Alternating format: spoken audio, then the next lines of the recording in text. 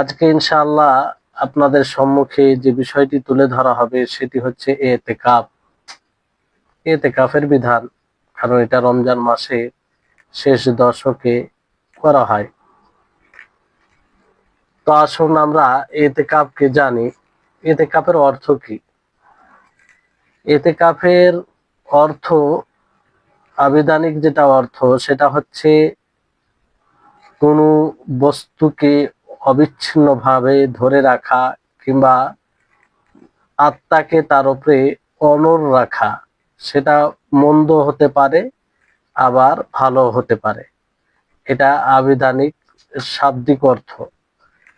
আর পরিভাষায় বলা হয় যে কোনো বিশেষ ব্যক্তির বিশেষ পদ্ধতিতে আল্লাহ তাআলার নৈকট্য লাভের উদ্দেশ্যে মসজিদকে ধরে রাখা, মসজিদের কোনো জায়গায় অবস্থান করা, এটা হচ্ছে এতেকাফ।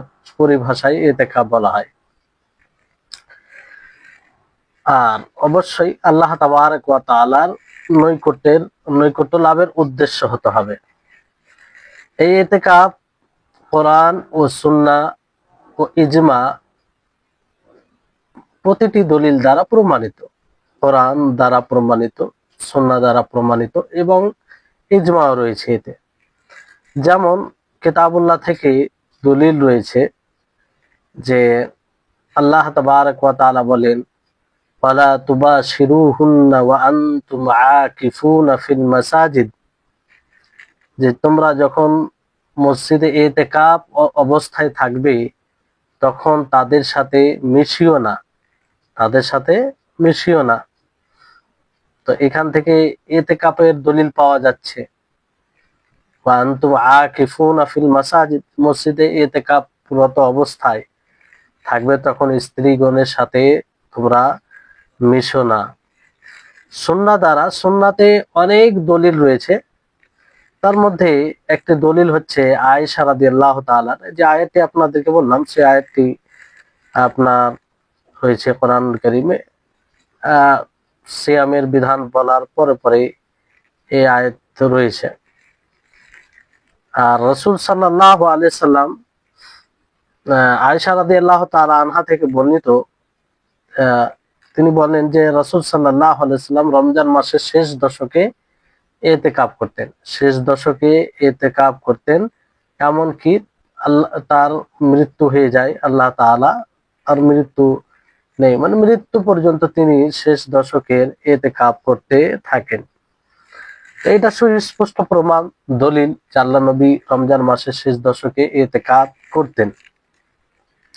এই হাদিসটি বুখারী মুসলিমের হাদিস, মুত্তাফাক আলাইহি রিওয়ায়াত। আর ইজমার ব্যাপারে ইবনুল মুনজির রাহিমাহুল্লাহ, তিনি তার কিতাব আল ইজমাতে বলেন, নকল করেন, আর সেটা স্বীকৃতি ইবনে কুদামা রাহিমাহুল্লাহ দেন যে এর উপরে ইজমা রয়েছে, সকল উম্মতের সম্মতি রয়েছে যে এটা কোরআন ও হাদিস থেকে প্রমাণিত। আপনারা দলিল কটা জানেন, যে কোরআন, হাদিস, ইজমা ও কিয়াস। এর হুকুম কি, এর বিধান হুকুম কি, মানে এটা ওয়াজিব না সুন্নাহ না কি? এটা এর হুকুম সম্পর্কে ইমাম নববী রাহিমাহুল্লাহ, তিনি তার বই মাজমুতে বলেন যে ইতিকাফ সর্বসম্মতিতে ইজমা হিসাবে এটা প্রমাণিত যে এটা সুন্নাহ। এটা কি? সুন্নাহ। আর মানত করা ছাড়া এটা ওয়াজিব হয় না। মানত করা ছাড়া কেউ যদি মানত করে নেই, তাহলে মানত কেউ যদি করে নেই তাহলে সেটা ওয়াজিব হয়ে যাবে। যেমন কেউ এইভাবে মানত করে যে আমি যদি পরীক্ষাতে পাস করি, উত্তীর্ণ হতে পারি, তাহলে আমি ইতিকাফ করব। তাহলে এটা কি হবে? জরুরি হয়ে যাবে, ফরজ হয়ে যাবে, আবশ্যিক হয়ে যাবে। বাকি ইতিকাফ আমভাবে সেটি সুন্নাহ, জরুরি নয়। অনেকেই এটা সুন্নাহ, কিন্তু রমজান মাসের শেষ দশকে মুস্তাহাব হয়ে যায়, আরো এটা গুরুত্বপূর্ণ, মুস্তাহাব উত্তম হয়ে যায়। জি। এই ইতিকাফের সময় কখন? এই সময় হচ্ছে যে যখন একজন মুতাকিব, মুতাকিব বলতে যে ইতিকাফ করবে তাকে মুতাকিব বলা হয়, ইতিকাফকারীকে মুতাকিব বলা হয়। তো যে মুতাকিব, তার যদি সে মানত করে থাকে, তো সে যে সময় সে মানত করবে, যে সময় সে ইতিকাফ করার মানত করবে, সেই সময়, সেটা সময় হিসাবে সে ইতিকাফ করবে। নির্ধারিত কোনো সময় নয়, নির্ধারিত কোনো সময় নয়। আমভাবে ইতিকাফ যে কোনো সময় জায়েজ, এর কোনো নির্ধারিত সময় নেই যে এই সময়ে ইতিকাফ করতে হবে। আর কমসে কম কতটা ইতিকাফ করতে হবে এই ব্যাপারে ওলামাগণ দ্বিমত করেছেন। কমসে কম কত সময় লাগাতে হবে ইতিকাফ করতে গেলে। অনেকেই বলেছেন যে এর বেশির কোনো সীমা নেই, যত পারে তত ইতিকাফ করতে পারে, যতদিন পারে ততদিন ইতিকাফ করতে পারে। কিন্তু মানে বিশুদ্ধ হচ্ছে যে যতদিন পারে ইতিকাফ করতে পারে, কিন্তু এর কম, কতটা কম, মানে কমসে কম কতটা সময় হওয়া দরকার, এই ব্যাপারে দ্বিমত আছে। এই ব্যাপারে ইমাম শাফি ও অধিকাংশ ফকিহগণ এই দিকে গিয়েছেন। তারা বলেছেন যে কমেরও কোনো সীমা নেই, যদি কেউ কম করে তারপরেও সেটা ইতিকাফে গণ্য হবে যদি ইতিকাফের নিয়ত করে। কেউ যদি সামান্য সময় নিয়ত করে ইতিকাফের, তাহলে সেটা ইতিকাফের জন্য যথেষ্ট হবে। যতটুকু ইতিকাফ করবে ততটুকু নেকি পাবে। আর কিছু বলেন যে না, কমসে কম একদিন এক রাত হবে, এটা ইমাম মালিক আর আবু হানিফা মাযহাবের অনুযায়ী মানে এই মত রয়েছে। আর আসলে এটা নির্ভর করে, অনেকেই এটা বলেন যে এই ইতিকাফের জন্য সিয়াম সাধনা করার শর্ত কি শর্ত নেই, এই বিষয়টি পরে আসবে। এটার উপরে যারা শর্ত হিসাবে বলেছেন তাদের নিকটে একদিন এক রাত কমসে কম ইতিকাফ হতে হবে। আর যাদের নিকটে শর্ত নয়, কোনো সমস্যা নেই, কম হলে চলবে। কিন্তু সুন্নাহ হচ্ছে রমজান মাসের শেষ দশকে ইতিকাফ করা। এটা নবী সাল্লাল্লাহু আলাইহি সাল্লামের পদ্ধতি ছিল, নবী সাল্লাল্লাহু আলাইহি সাল্লামের আদর্শ। তিনি প্রত্যেক রমজানে শেষ দশকে ইতিকাফ করতেন। আর এছাড়া অন্য দিনও ইতিকাফ করা জায়েজ। এর দলিল কি? যেমন ওমর ইবনুল খাত্তাব রাদিয়াল্লাহু তাআলা আনহুর হাদিস, তিনি বলেন, তিনার ব্যাপারে বলা হয় যে আন্নাহু নাযারা আইয়াতাকিফা লাইলাতান ফিল জাহিলিয়াতি ফাকালা লাহু সাল্লাল্লাহু আলাইহি ওয়াসাল্লাম আউফি বিনাদরিক। তিনি অজ্ঞ যুগে এক রাত ইতিকাফ করার মানত করেন। নবী সাল্লাল্লাহু আলাইহি ওয়াসাল্লাম জানার পর তাকে বলেন যে তুমি তোমার নজরকে, মানতকে পূর্ণ করো। এই হাদিসটি আপনার বুখারী মুসলিমে রয়েছে। এটা সুস্পষ্ট দলিল যে রমজান মাসের শেষ দশক ছাড়া আপনি অন্য কোনো দিনও ইতিকাফ করতে পারেন, ইতিকাফ করতে পারেন। তাহলে এই বিষয়টি আপনাদের নিকটে ক্লিয়ার, সুস্পষ্ট যে ইতিকাফ এর অর্থ কি, ইতিকাফ এর মানে পরিভাষায় ইতিকাফ কাকে বলে, এবং ইতিকাফ কোরআন ও সুন্নাহ এবং ইজমা দ্বারা প্রমাণিত। আর ইতিকাফ বেশির কোনো সময় নির্ধারিত নয়, কিন্তু কমের ব্যাপারে দ্বিমত করা হয়েছে, যেটা আপনাদেরকে বলা হলো। তারপরে এর বিধান কি, এটা ওয়াজিব না সুন্নাহ, এই ব্যাপারে আপনাদেরকে বলা হলো। এবার আসুন যে ইতিকাফের রুকুন কি, মানে যার উপরে আপনার ইতিকাফ নির্ভর করে, যেসব বিষয়গুলো না থাকলে আপনার ইতিকাফ হবে না, সেগুলো কি, সেগুলো আমরা জানার চেষ্টা করি। আর কানুন ইতিকাফ, ইতিকাফের রুকুন যেগুলো থাকা বাঞ্ছনীয়, যার উপরে আমাদের ইতিকাফ নির্ভর করে, যে ইতিকাফ করবে তাকে এইসব জিনিস রাখতে হবে। প্রথম হচ্ছে যে নিয়ত করতে হবে। ইন্নামাল আমালু বিন্নিয়াত, সমস্ত আমল নির্ভর করে নিয়তের উপরে। ওয়া ইন্নামা লিকুল্লি ইমরিইন মা নাওয়া, আর প্রত্যেক মানুষের জন্য তাই রয়েছে, যা সে নিয়ত করবে, যে উদ্দেশ্যে আমল করবে সেই অনুযায়ী সে ফল পাবে। তো নিয়ত করতে হবে। এই জন্য এতেকাফের পরিভাষায় সংজ্ঞা দিতে গিয়ে আপনাদেরকে বলা হয়েছে যে আল্লাহ তাআলার নৈকট্য লাভের উদ্দেশ্যে, মানে কি এখানে নিয়া তাকাররুব ইলাল্লাহ থাকতে হবে, আল্লাহর নৈকট্য লাভ করার উদ্দেশ্যে হতে হবে। নিয়ত না থাকলে সেটা হবে না। কেউ যদি অন্য কোনো নিয়তে মসজিদে অবস্থান করে, যেমন ধরেন তাকে কেউ খোঁজাখুঁজি করছে, তো কি করবে, মসজিদে থেকে গেল যে তোমার যাতে মানুষ না দেখতে পায়, কিংবা মানুষ তাকে বিরক্ত করছে, তো সে একটা বুদ্ধি করলো যে মসজিদে চলে যাবে, মসজিদে থাকবে এক কোণে, যাতে মানুষ জানতে পারবে না, কিংবা আহ সে অন্য কোনো বিরক্তিকর বিষয় থেকে বাঁচার জন্য চলে গেল, আর আল্লাহ তাআলা নৈকট্য লাভ করার উদ্দেশ্য নেই, তাহলে তার ইতিকাফ হবে না। দ্বিতীয় বিষয় হচ্ছে যে আল-লুবসু ফিল মসজিদ, মসজিদে অবস্থান করতে হবে, মসজিদে অবস্থান করতে হবে। মসজিদ ছাড়া অন্য জায়গায় অন্য কোথাও ইতিকাফ হবে না, মসজিদে ইতিকাফ করতে হবে। কেউ যদি মনে করে যে না আমি মসজিদে করব না, বাড়িতে সুবিধা, সব রকম জিনিস রয়েছে, সব রকম ব্যবস্থা আছে, না, এটা করলেও হবে না, মসজিদে ইতিকাফ করতে হবে। 3 নম্বর হচ্ছে যে মুতাকিফ, অর্থাৎ যে ইতিকাফ করবে তার সে থাকবে। আর 4 নম্বর হচ্ছে যে মসজিদ হতে হবে, মসজিদে হতে হবে। মুতাকিফ যেখানে ইতিকাফ করবে সেটা মসজিদ হবে।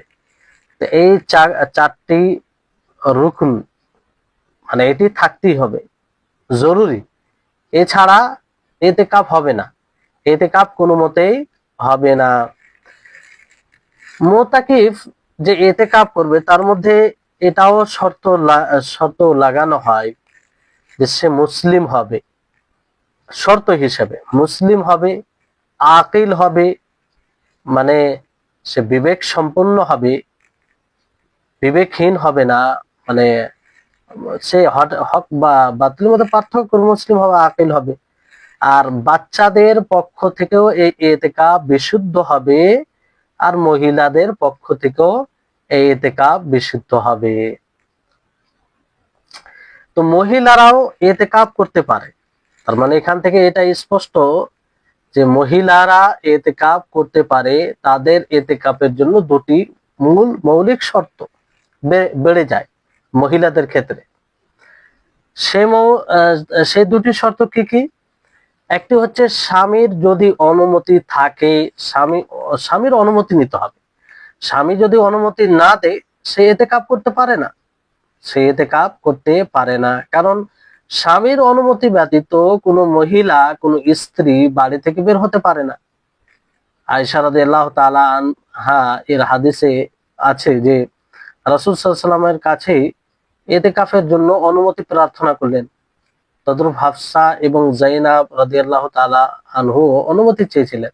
এখান থেকে এটা স্পষ্ট হয় যে অনুমতি স্বামীর নিতে হবে। এবার এখানে ধরেন এই শর্তের সাথে একটি বিশেষ উপকারিতা হিসাবে এই কথাটি যোগ করা, মানে জেনে নেওয়া ভালো।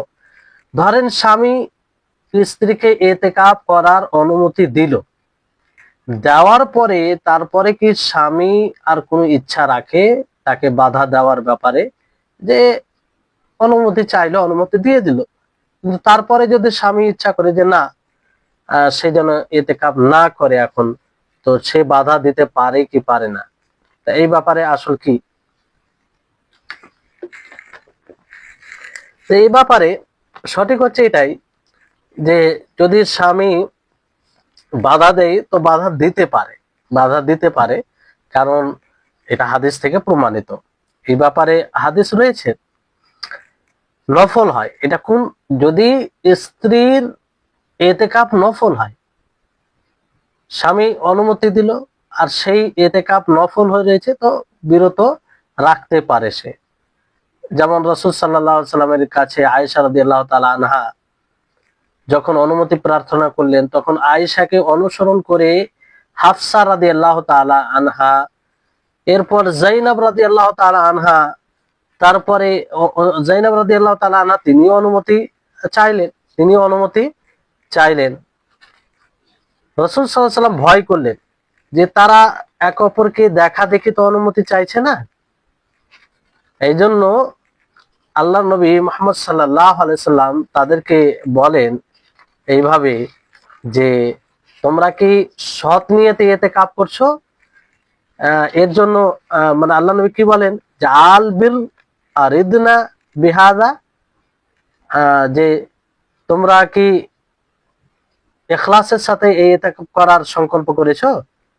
তোমরা এক অপরকে দেখা দেখি, মানে আসলে তারা এক অপরের প্রতি একটু মানে যে রাসূল সাল্লাল্লাহু আলাইহি সাল্লামের পাশে থাকার জন্য।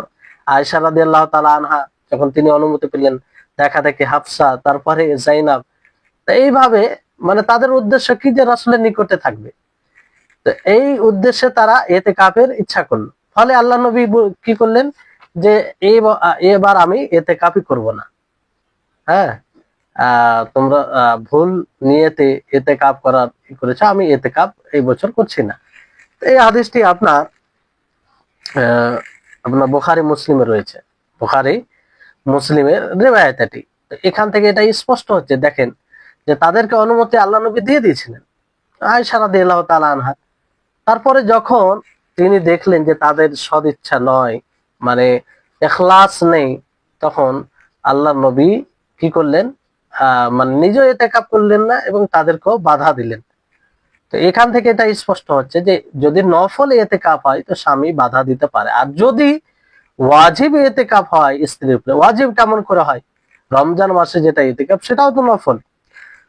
ওয়াজিব তখন হবে যখন স্ত্রী কোন মহিলা এটা ইতিকাফ করার মানত করে থাকবে যে আমার এই কাজটি হলে আমি ইতিকাফ করব, তো সেটা ওয়াজিব হয়ে যায়। সেটা কি হয়ে যায়? ওয়াজিব হয়ে যায়। তো এই ওয়াজিব ইতিকাফ থেকে স্বামী তখন বাধা দিতে পারবে না যদি কোনো সময় নির্ধারিত করে ধারাবাহিক ভাবে রাখার একটা মানত করে নেই, ঠিক আছে? আর যদি এটা আম ভাবে থাকে যে আমি ইতিকাফ করব, স্বামীর প্রয়োজন আছে কিংবা স্বামী যদি নিষেধ করে তাহলে সে নিষেধ করতে পারে, পরবর্তীতে সে ইতিকাফ করবে, কারণ নির্ধারিত ভাবে মানত করেনি কখন রাখবে ধারাবাহিক ভাবে, এরকম বিষয় নাই। তো এরকমটা হলে যে তখন বাধা দিতে হবে। কিন্তু যদি নির্ধারিত ধারাবাহিক ভাবে এটা থাকে যে সে সময় করবে, এরকম বিষয় থাকে, লাগাতার 2 দিন করবে, তো ওই ক্ষেত্রে স্বামী মানে বাধা দিবে না। জি, তাহলে একটি শর্ত আপনাদেরকে কি বললাম মহিলাদের ইতিকাফের ক্ষেত্রে, যে স্বামীর অনুমতি। দ্বিতীয় শর্ত হচ্ছে যে মহিলা ইতিকাফ করার মধ্যে ফিতনার আশঙ্কা যেন না থাকে। ফিতনার আশঙ্কা থাকলে তারা ইতিকাফ করবে না, এটি শর্ত। কারণ বর্তমান সময়ে আমভাবে এটা বলা যায় না, মানে বেশিরভাগ জায়গায় এরকম ব্যবস্থা নেই, কিংবা এইরকম মানে নিরাপত্তা মেয়েদের জন্য ওই রকম দেখা যায় না। যদি নিরাপত্তা থাকে, কোনো ফিতনার আশঙ্কা না হয়, তাহলে তারা করতে পারে। এই শর্ত যদি থাকে, তাহলে মহিলাদের ইতিকাফের ক্ষেত্রে এই দুটি শর্ত বিশেষ। বাকি সেই শর্তগুলো তো থাকবেই, যেগুলো শর্ত এবং রুকুন। মানে মসজিদে তারা কি করতে হবে ইতিকাফ, বাড়িতে ইতিকাফ করা যাবে না, এটা মনে রাখবেন। ওই জন্য রুকুন আরকানুল ইতিকাফে বলা হলো এটা সকলের ক্ষেত্রে। এমনটা নয় যে মহিলাদের তো ব্যবস্থা নেই, কেউ কারো মনে এরকম অনেক প্রশ্ন জাগে যে মহিলাদের তো ব্যবস্থা নেই, তারা সারা জীবন ইতিকাফ থেকে বঞ্চিত থাকছে, ফলে বাড়িতেই ইতিকাফ তারা করবে। অনেকে ফতোয়া দিয়ে থাকে না, বাড়িতে ইতিকাফ করা যাবে না। যদি তাদের ব্যবস্থা থাকে, নিরাপত্তা থাকে, কোনো ফিতনার আশঙ্কা না হয়, তাহলে তারা মসজিদে করবে। বাকি অন্যথায় তারা বাড়িতে কোনোভাবেই ইতিকাফ করতে পারে না। এটাই স্পষ্ট বিষয়। কারণ যদি বাড়িতে করা সঠিক হতো, শরীয়ত সম্মত হতো, তাহলে অবশ্যই নবী করিম মুহাম্মদ সাল্লাল্লাহু আলাইহি সাল্লামের যুগে করতো, আল্লাহ নবী বলতেন। তো এরকমটাও নাই। আর যখনই এতেকাপ করেছেন মসজিদে করেছেন। কারো ব্যাপারে এটা প্রমাণিত নয় যে কেউ বাড়িতে এতেকাপ করেছে, তারা বাড়িতে এতেকাপ করেছে।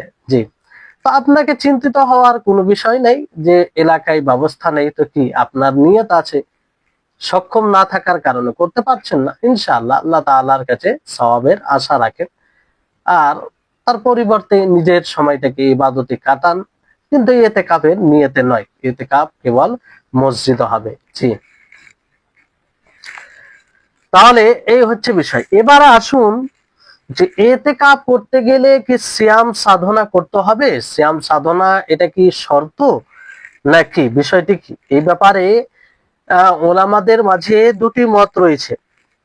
এক প্রকার ওলামাগণ বলেন, বিদ্বানগণ বলেন যে সিয়ামের শর্ত নয়, রোজা রাখার শর্ত নয়।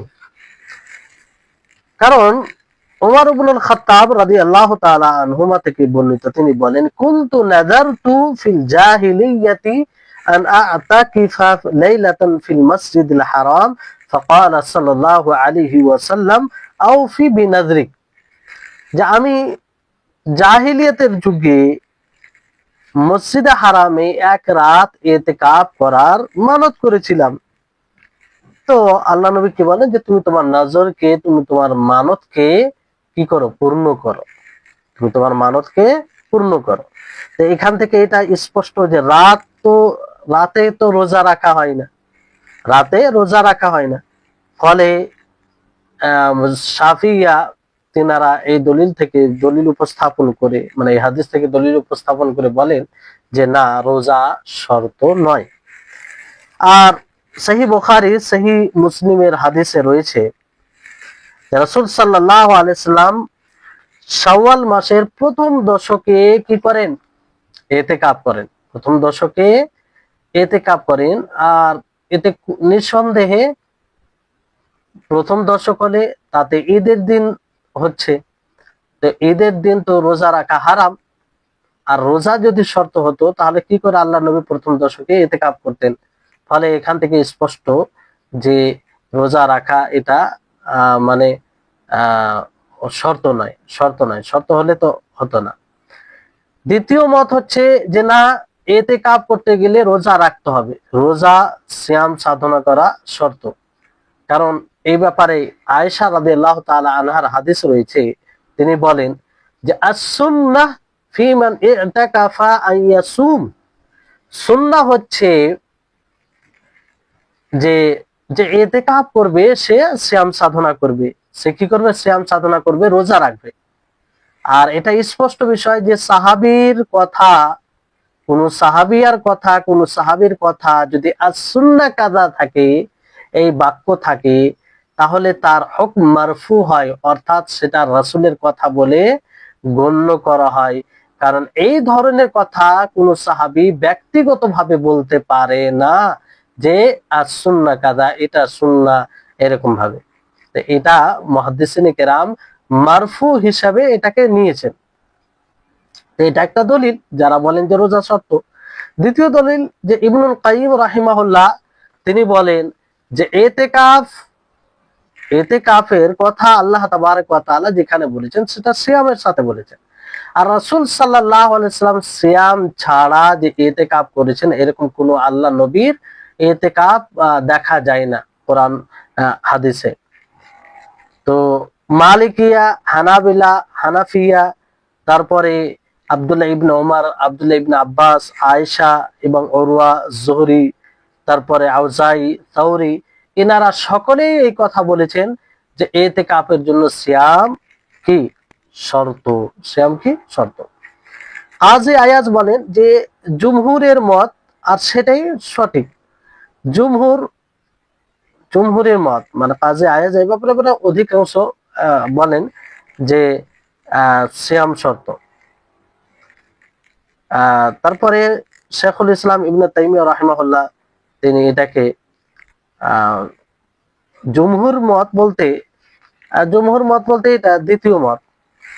আর প্রথম মত যেটা বলা হয়েছে এটা তো আপনার যেমন শাফিঈ ইনারা বলেছেন। তো জুমহুরের মতকে রাজে বলেছেন, তবে আরো কিছু ওলামাগণ বলেছেন যে না, রোজা রাখা এটা মুস্তাহাব বলা যেতে পারে, শর্ত হিসাবে নয়, শর্ত হিসাবে নয়। কারণ হচ্ছে এটা যে এরকম সুস্পষ্ট দলিল নেই যে আল্লাহর নবী সিয়াম ছাড়া ইতিকাফ করেননি, ইতিকাফ করেননি, মানে দলিল থেকে যেটা বোঝা যায় এরকম অনেকজনই বলেছেন। তো যাই হোক, বিষয়টি হচ্ছে যে ইতিকাফ যদি থাকে তো সিয়াম সাধনা করে যদি ইতিকাফ করে তো বেশি ভালো। আর কেউ যদি ইতিকাফ ছাড়াই মানে সিয়াম সাধনা ছাড়াই ইতিকাফ করে, এটা কখন? যখন এমনি দিনে ইতিকাফ করো, বাকি রমজান মাসে তো ইতিকাফ, সে রমজান মাসে তো সিয়াম সাধনা করবে, সেদিন সিয়াম তো ফরজ। এই হচ্ছে বিষয়। তারপরে বিষয় হচ্ছে যে ইতিকাফ কোথায় করবে, ইতিকাফ কোথায় করবে, ইতিকাফের জায়গা কোথায় হবে, এই ব্যাপারে আপনাদেরকে বলা হলো যে মসজিদ।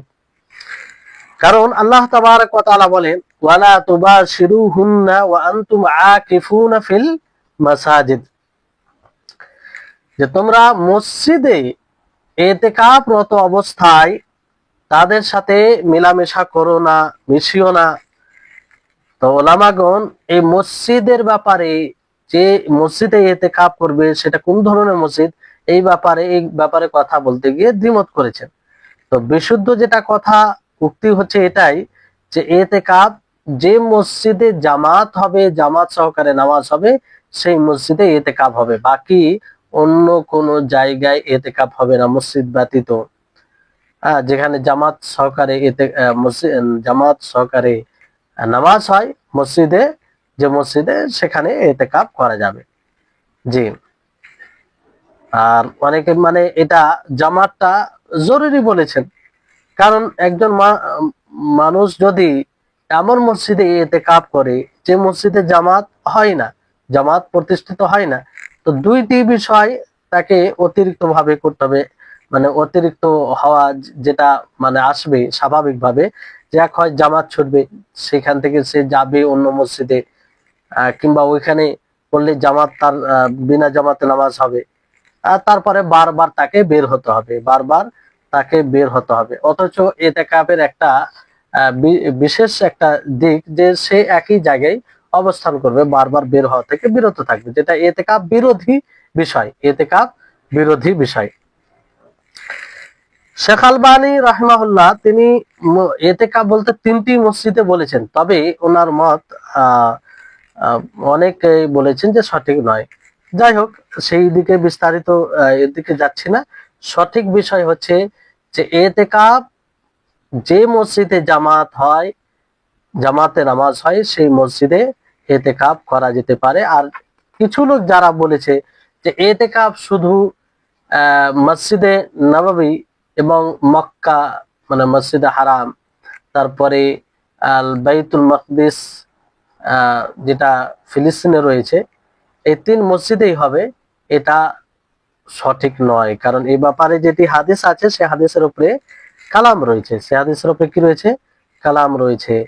আবার ফের 3টি মসজিদ ছাড়া কোনো এতে ইতিকাফ নেই। ওই রিওয়ায়াত ফের অন্যভাবে রিওয়ায়াত এসেছে এভাবে যে লা ইতিকাফা ইল্লা ফিল মাসাজিদিস সালাসা আও ক্বালা মসজিদ জামা। তো তাহলে মানে সন্দেহ হয়ে যাচ্ছে, সন্দেহ হয়ে যাচ্ছে। আর এই হাদিসের মানে মারফু হওয়ার ব্যাপারে এবং মওকুফ হওয়ার ব্যাপারে মানে ইখতিলাফ করেছেন, দ্বিমত করেছেন। কেউ বলেছেন যে মওকুফান এই হাদিসটি মওকুফ, আবার কেউ বলেছেন মারফু হাদিস। তো এরকম ভাবে অনেক কিছু কথার কারণে এই হাদিস পুরো মানে ওইভাবে দলিল হিসাবে এর উপরে নির্ভর হওয়া যায় না। জি। তো ইতিকাফ, হ্যাঁ, এতে কোনো সন্দেহ নেই যে ওই 3টি মসজিদে ইতিকাফ বেশি উত্তম। স্বাভাবিক, উত্তম কেন হবে না? ওই মসজিদে আপনি সালাত পড়লে বেশি নেকি পাবেন, তো আপনি সেখানে ইতিকাফ করলে তো তার বৃদ্ধি, সওয়াবের বৃদ্ধি বেড়ে যাবে। আর উত্তম, এটা স্বাভাবিকভাবে হয়ে যায়, স্বাভাবিকভাবেই সেটা উত্তম হয়ে যায়। জি, এতে কোনো সন্দেহ নেই যে উত্তম। তবে ওই 3টি মসজিদের সাথে খাস করে দেওয়া, এটা সঠিক মত অনুযায়ী না, যে কোনো মসজিদ, যে মসজিদে জামাতে নামাজ হয় সেই মসজিদে ইতিকাফ করা যায়। জি। তারপরে বিষয়টি হচ্ছে ইতিকাফ কখন বের হবে। ইতিকাফে একজন মুতাকিফ যে ইতিকাফ করবে কখন মসজিদে প্রবেশ করবে আর কখন মসজিদে প্রবেশ করবে না, এই বিষয়টি অনেকেই বলেছেন যে যে মুতাকিফ সে প্রবেশ করবে 21তম, যে রমজান মাসের 21তম দিনের সূর্য অস্তমিত হওয়ার পূর্বে, সূর্য অস্তমিত হওয়ার পূর্বেই সে মসজিদে প্রবেশ করবে। বুঝতে পারছেন কথা? আশা করি বুঝতে পারছেন যে 21তম মানে 21তম দিনের সূর্য অস্তমিত হওয়ার পূর্বে, অর্থাৎ যেমন হাদিসে এসেছে যে নবী করিম মুহাম্মদ সাল্লাল্লাহু আলাইহি ওয়াসাল্লাম রমজান মাসের শেষ দশকের ইতিকাফ করেন। আর দশক, শেষ দশক বলতে এটা বলা হবে রাত থেকে। এটা রাত কখন শুরু হয়, মানে সূর্য অস্তমিত হওয়ার আগে থেকে শুরু হয়। সূর্য অস্তমিত হওয়ার আগে থেকেই শুরু হয়। তো এই ক্ষেত্রে মানে তার আগেই প্রবেশ করতে হবে। অনেকে বলেছেন যে না, ঢুকবে কখন আর মানে বের হবে কখন, বের তখন হবে যখন রমজান মাসের শেষ দিনের সূর্য অস্তমিত হয়ে যাওয়ার পর, অস্তমিত হয়ে যাওয়ার পর। আবার অনেকে বলেছেন যে একজন মুতাকিব যে ইতিকাফ করবে সে মসজিদে প্রবেশ করবে ফজরের পূর্বে, ফজরের পূর্বে, মানে কোন দিন প্রবেশ করবে ফজরের পূর্বে, মানে 21তম রোজার যে ফজর রয়েছে তার পূর্বে। আর বের হবে ঈদের দিন, ঈদের দিন সকালে, ঈদের দিন সকালে। এইভাবে দুটি মত বলা হয়েছে যে মুতাকিব কখন প্রবেশ করবে।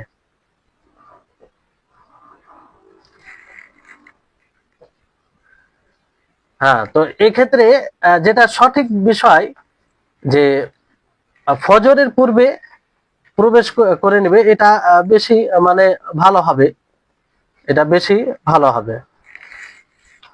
কারণ এই ব্যাপারে হাদিস রয়েছে, আয়েশা রাদিয়াল্লাহু তাআলা আনহা তিনি বলেন যে কানা রাসূলুল্লাহ সাল্লাল্লাহু আলাইহি ওয়াসাল্লাম ইয়াতাকিফু ফি কুল্লি রমাদান ফাইদা সাল্লাল গাদা দাখালা মাকানাহু আল্লাযী ইয়াতাকাফা ফিহি। রাসূল সাল্লাল্লাহু আলাইহি ওয়াসাল্লাম ইতিকাফ করতেন প্রত্যেক রমজানে। তো সকালে নামাজ পড়তেন, তো নামাজ পড়ে তিনি নিজের যেখানে যে জায়গায় তিনি ইতিকাফ করবেন সেই জায়গায় প্রবেশ করতেন। তাহলে এটা স্পষ্ট দলিল যে মুতাকিব নিজের ইতিকাফের জায়গায় প্রবেশ করবে। আর যখন বের হবে শেষ দিনে তখন ঈদের দিন সকালে। কারণ এই বিষয় দিয়ে ইমাম বুখারী রাহিমাহুল্লাহ একটি বিষয় এনেছেন যে বাবু মান খারাজা মিন ইতিকাফি বাদা সুবহি, বাদা সুবহি। আর ওই পক্ষে হাদিসও তিনি বর্ণনা করেছেন। তারপর আবু সাঈদ খুদরি রাদিয়াল্লাহু তাআলা আনহুর হাদিস রয়েছে, তিনি বলেন যে ইতাকাফনা মা রাসূলুল্লাহ সাল্লাল্লাহু আলাইহি ওয়াসাল্লাম ফিল আশরিল আওসাত, যে আমরা রাসূল সাল্লাল্লাহু আলাইহি ওয়াসাল্লামের সাথে মধ্য দশকের ইতিকাফ করলাম। ফালাম্মা কানা সাবিহাতা 20 নাকাল্লা মাতাআনা, যখন 20তম দিনের সকাল হলো তো আমরা নিজের সামানগুলো সেখান থেকে নিয়ে এলাম আর কি। এখান থেকে স্পষ্ট হচ্ছে যে দশক, যে শেষ দশকের ইতিকাফ হবে এটা শেষ হবে শেষ দিনের সকালে, শেষ দিনের সকালে।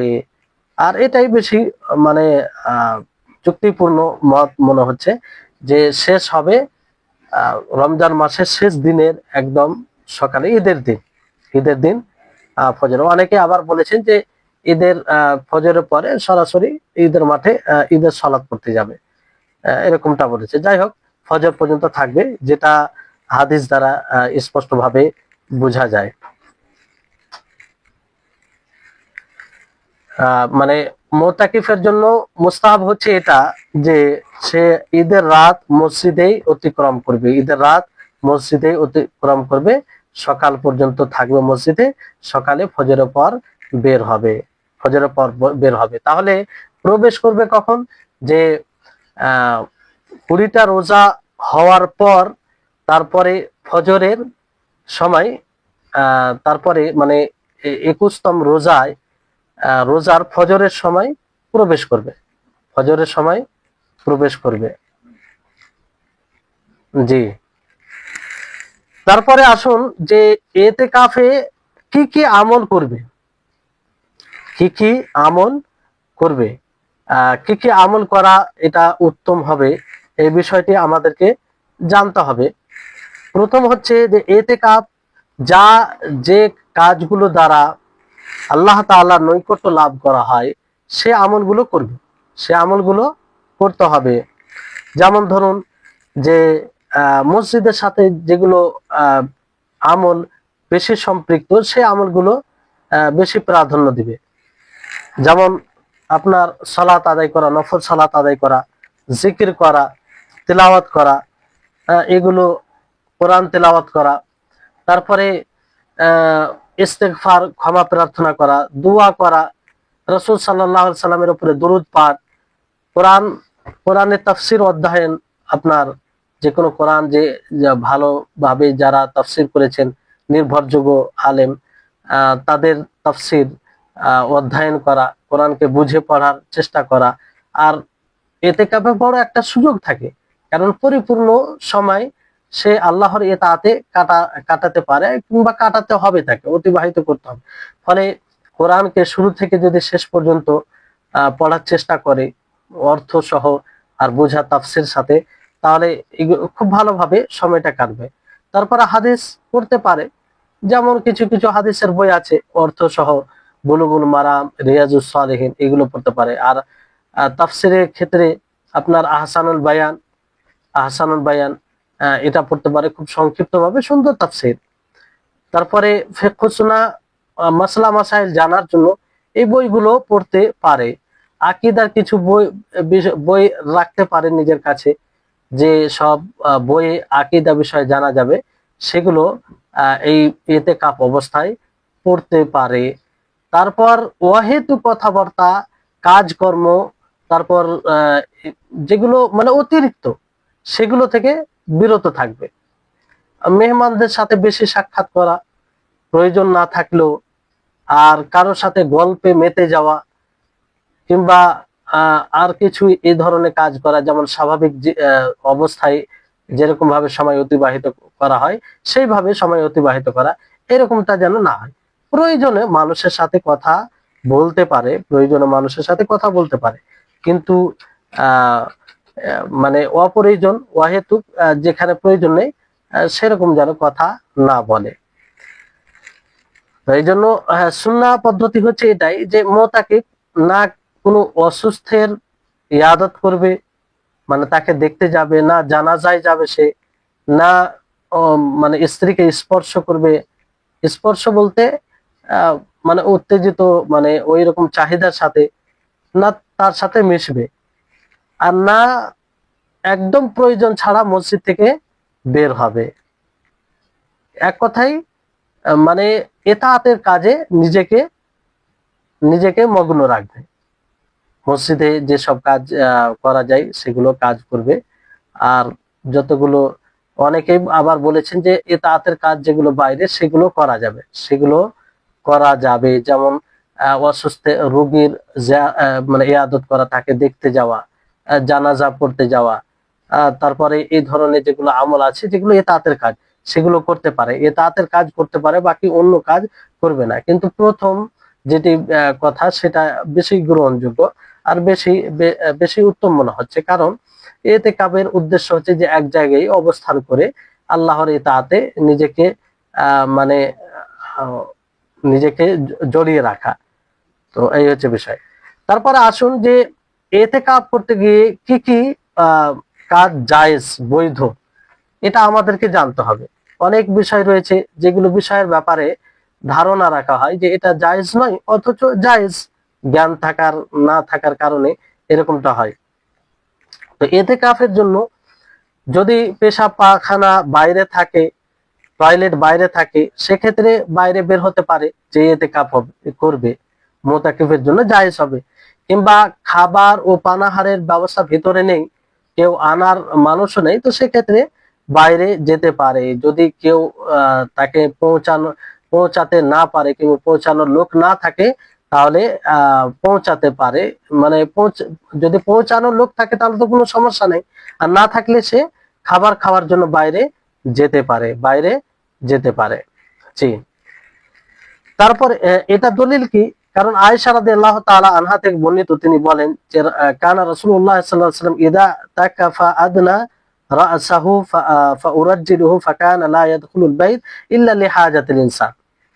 যে রাসূল সাল্লাল্লাহু আলাইহি ওয়াসাল্লাম ইতিকাফ করতেন, তিনি তার মাথাকে নিকটে করতেন, তো আমি চুল মানে চুল আঁচড়ে দিতাম চিরুনি দিয়ে। আর তিনি প্রয়োজন ছাড়া, মানুষের যেটা প্রয়োজন থাকে সেই প্রয়োজন ছাড়া বাড়িতে প্রবেশ করতে না, টয়লেট এগুলো কিংবা আর অন্য যেগুলো একদম বিশেষ প্রয়োজন সে ছাড়া তিনি প্রবেশ করতেন না। তারপরে মুতাকিফের জন্য এটা জায়েজ, উযু করার জন্য বের হওয়া, গোসল করার জন্য যদি ভিতরে ব্যবস্থা না থাকে তো বাইরে যেতে পারে, এটার জন্য মসজিদ থেকে বের হওয়া যাবে। আর মুতাকিফ একজন নিজের চুল মানে সেটাকে গুছিয়ে রাখতে পারে, চিরুনি ব্যবহার করতে পারে, এটা ইতিকাফ বিরোধী নয়, ইতিকাফ বিরোধী এটা এমন নয়। কারণ আয়েশা রাদিয়াল্লাহু তাআলা আনহার সেই হাদিসটি শুনলেন আপনারা, যে রাসূল সাল্লাল্লাহু আলাইহি সাল্লাম মসজিদে ইতিকাফ অবস্থায় থাকতেন, আর তিনি মানে চিরুনি দিয়ে চুলকে ঠিক করতেন। তো এটা সুস্পষ্ট দলিল, সুস্পষ্ট দলিল। তারপরে এই অর্থে আপনার আসবে, যদি মাথা মুন্ডন করার প্রয়োজন পড়ে কিংবা নখ কাটার প্রয়োজন পড়ে, শরীরকে পরিষ্কার পরিচ্ছন্ন করার প্রয়োজন পড়ে, শরীরের যে লোমকে পরিষ্কার পরিচ্ছন্ন করার এক প্রকার লোম আছে যেটা পরিষ্কার পরিচ্ছন্ন করা, এটা মানে বরং শরীয়তে বলা হয়েছে, সেগুলো প্রয়োজন পড়ে। তো এইগুলো কাজ করতে পারে, এগুলো কাজ একজন মুতাকিফ করতে পারে, তার জন্য জায়েজ। তারপর মুতাকিফ যে মসজিদে ইতিকাফ করবে সেই মসজিদে সে তাবু টাঙাবে। কারণ আয়েশা রাদিয়াল্লাহু তাআলা আনহা নবী সাল্লাল্লাহু আলাইহি ওয়াসাল্লামের জন্য তাবু লাগিয়ে দিতেন, তাবু লাগিয়ে দিতেন যখন তিনি ইতিকাফ করার ইচ্ছা করতেন। এটি বুখারী মুসলিমের হাদিস, তো বুখারী হাদিস। আর অধিকাংশ উলামাগণ মুতাকিফের জন্য এটা ছাড় দিয়েছেন যে তারা ব্যবসা মানে ক্রয় বিক্রয়ে কথা বলতে পারেন, যেটা একদম জরুরি। কারো কোনো ব্যবসা আছে, ওই ক্ষেত্রে তার কথা বলা জরুরি, সেক্ষেত্রে যতটুকু প্রয়োজন ততটুকু বলতে পারে, তার যাতে তাকে ব্যবসায় পুরো মগ্ন না করে দেয়, কিংবা সেখান থেকে বসে বসে সে মানে ইনকামের একটা পথ না খুলে দেয়, কিংবা ওই এতেই বেশি সময় ব্যয় না করে, এরকমটা না হয়। প্রয়োজন রয়েছে যে তার কথা তার বলা জরুরি, তো সে বলবে, এতটুকু জায়েজ বলেছেন অধিকাংশ উলামায়ে কেরাম। ইবনে হাজার রাহিমাহুল্লাহ তিনি বলেন যে মুতাকিফ যে ইতিকাফ করবে সে মুবাহ কাজে, মানে যেগুলো বৈধ কাজ সেগুলো সে করতে পারে, সেগুলো সে করতে পারে। জি। যেমন স্ত্রীর সাথে কথা বলা, প্রয়োজন পড়লে স্ত্রীর সাথে কথা বলা, একাকী কথা বলা, কোনো সমস্যা নেই। আর মুতাকিফ তার স্ত্রীকে দেখতে যাবে, সাক্ষাৎ করতে যাবে, এতেও কোনো সমস্যা নেই, এতেও কোনো সমস্যা নেই। আর ইতিকাফ অবস্থায় মুতাকিফ যদি বিবাহ করে তাতেও কোনো সমস্যা নেই, এটা জায়েজ। কারণ হ্যাঁ, শর্ত হচ্ছে যে মানে তাদের মানে যে সহবাস হবে না, সেটা জায়েজ হবে না, সেটা করলে ইতিকাফ ভঙ্গ হয়ে যাবে। বাকি কারো যদি বিবাহ পড়ার প্রয়োজন পড়ে ইতিকাফ অবস্থায়, তো সেটা জায়েজ, এটা জায়েজ বলেছেন উলামায়ে কেরাম। তারপরে ধরেন ইতিকাফ অবস্থায় কেউ ধরেন অসুস্থ হয়ে পড়লো, ডাক্তার কাছে তাকে নিয়ে যাওয়া প্রয়োজন আছে, তো যেতে পারে, এটা জায়েজ, এটা জায়েজ।